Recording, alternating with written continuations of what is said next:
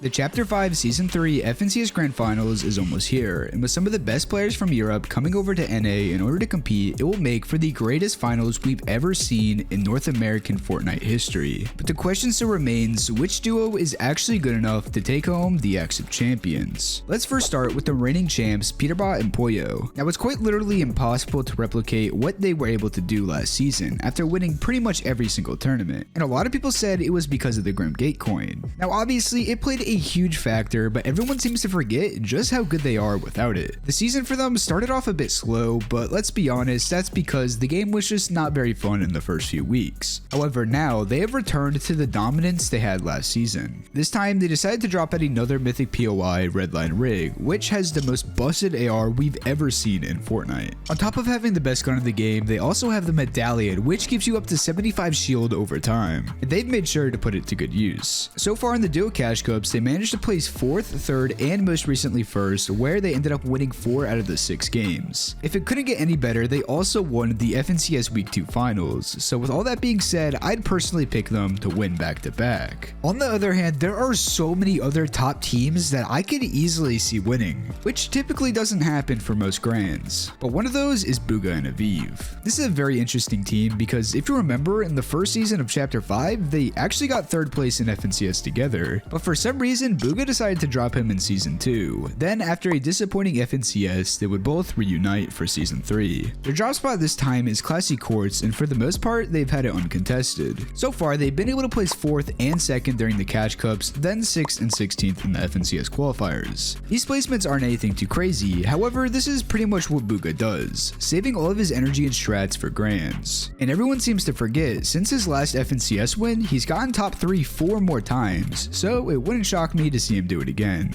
Now obviously only one team is able to actually win, however for most duos, winning isn't the most important thing. That's because in less than 2 months, the $2 million global championship will happen, and this is the last season for teams to qualify. And this is actually the reason why so many EU players move to NA. In both regions, the top 10 teams make it to globals, so that is priority number 1 for those who haven't quite yet made it. So far, 4 duos have already qualified in NA, so if those teams get top 10 again, that means their spot will actually get bumped down. So assuming those players like Peterbot and Pollo who have already made it place well again, it is extremely likely instead of top 10, teams will need to get top 14 instead. So with that being said, there is a lot at stake this grands. With that out of the way, let's move on to our first duo that has an EU player and is the fan favorite Clix and Vino. This duo is looking insanely good together, and with Vino at times, they look unstoppable. Not just because of his insane achievements over the years, but he's really put in a lot of time shaping Clix into the perfect teammate, and it really shows. Their drop of choice this time around is Sandy Steps. This season they managed to place 1st and 5th during the FNCS qualifiers, then ended up winning a Duo Cash Cup. If it couldn't get any better for them, one of the best players in the entire world and former teammates with Vino, Queasy, said he could see them dominating grands and winning. And that means a lot coming from him because he is just straight up brutally honest. This is genuinely the best we've ever seen Clix play, and if he's ever going to win an FNCS, now is the time. Continuing the streak of duos who have 1 EU and 1 NA player is Tayson and Yamzo. This team is very unique in the fact that nobody in a million years would have predicted them to play together. They've decided to claim the combi split on NA, and so far they've been one of the most consistent duos, with a 1st, 3rd, 6th, and 4th in the Cash Cups, then 4th and 17th in the FNCS Week Finals. Now I have no doubt they'll do good and most likely top 3, but for some reason my gut just says that they're not going to win FNCS. I really can't explain why, however this duo is more than capable of it, so I guess we'll just have to wait and see. The next duo we need to cover has the former teammate of Yamzo, and that's Ryzen Agers. They just formed this season, and for some reason I also don't see them winning. Don't get me wrong, they've also been consistent as well, getting 7th, 9th, 5th, and another 7th, then 23rd and 12th during the FNCS. Like I said, very consistent, but nothing that really shows that they will win. With that all being said, their split has been buffed. Rice has been landing this drop the entire chapter, but this season it got nerfed until a few days ago, where they added a massive pirate ship with tons of loot, so this can definitely change how well they perform. Next, we can't not mention arguably the best duo on NA, Cold and Acorn. It's genuinely insane just how good they are. Season 1 of this chapter, they won after being triple contested, then Season 2, they got 5th while being quad contested.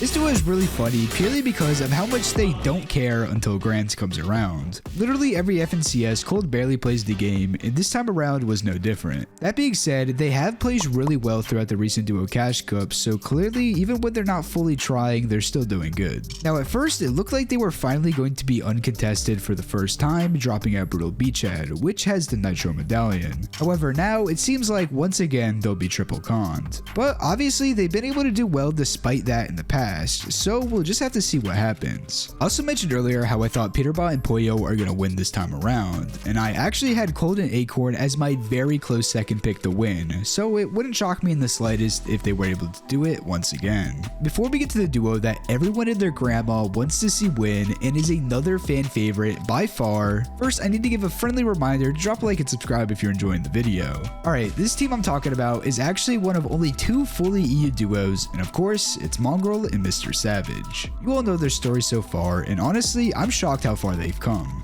Looking specifically at this season, honestly, things didn't look the best for them after struggling to qualify for Duo Cash Cups and the FNCS Finals. But in these last 2 weeks, my opinion on them has completely changed. Before, I thought they could make Grands, and if they were very lucky, barely qualify to Globals. However, during the break in tournaments, they continued grinding non-stop, literally every day, and it's paying off. In the recent Duo Cash Cup, they were finally able to make Finals again and managed to get an impressive 6th place. Then throughout the entirety of the FNCS semifinals, they were able to do extremely well again. But there's one massive problem. Since before recently they barely made any set lobby finals, their drop spot, which was this split here, was up for grabs. Because of this, Edgy and Death started dropping there. Now we did actually see how this battle loss spawn would play out in round 3 of the upper bracket, and let's just say Mongrel and Savage worked them, winning off spawn 4 out of the 5 games. Now unfortunately for them, Edgy and Death ended up just barely qualifying to the grand finals. However, Death said they are leaving to go their original split, but who knows, this could definitely change. And as of now, it looks like they'll be conned by 2 other teams, so it honestly makes the most sense for them to go back and contest Mongrel and Savage.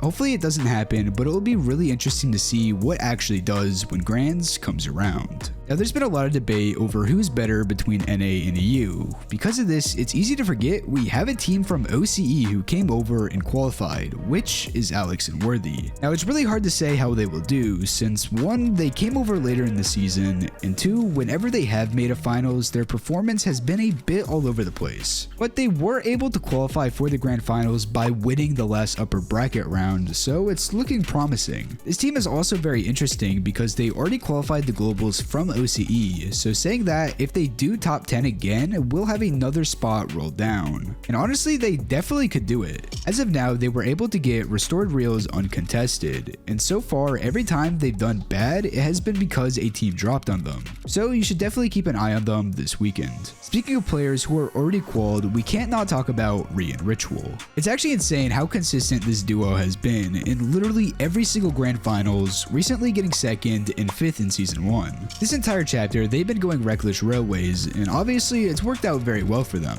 And since they are already guaranteed into globals, they have the entire POI to themselves, which can be good and bad for Storm Surge. However, they proved Surge isn't a problem for them before, so this time I see it being no different. That being said, I wouldn't be surprised if they end up getting top 3, and possibly even winning.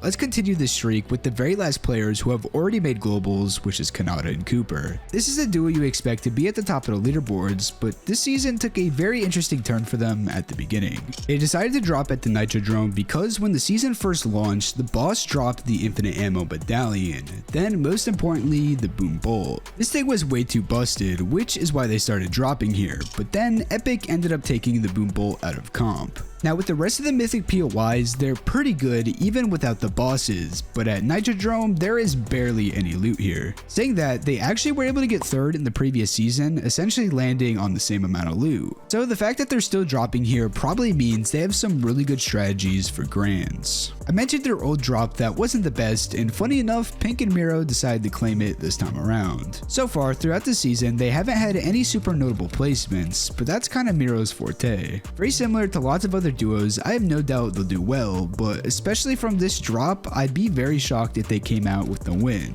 But who knows, this is Fortnite and the unexpected happens all the time. Now throughout the majority of this video, I talked about players I pretty much know will do well. However, there's still a bunch of players like Bryce Chubbs, Quanti Yapko, Kylie Vert, Crisp Noxy, and many more that still have a really good chance at placing highly. And sadly, because there are still so many more top pros that need to qualify for globals, not all of them will make it. And some duos can have their grands completely ruined or made within this upcoming week. Teams doing well during FNCS mainly comes down to whether they're contested or not. For example, Mongrel and Savage. Like I said before, they're currently uncontested, and I think they can definitely top 10. But if they do get dropped on, dying a few games off spawn can completely ruin their grands, and this goes for literally every single duo competing. Saying that, you do have the Cold and Acorns, who seem to somehow always do well despite having a less than optimal off spawn situation. So at the end of the day, it really just comes down to who plays the best. Like I mentioned previously, it's Fortnite at the end of the day, and literally anything can happen. If you enjoyed this video, please drop a like, subscribe, comment down below who you think will come out on top, and check out these videos right here. Have an amazing rest of your days. Peace out.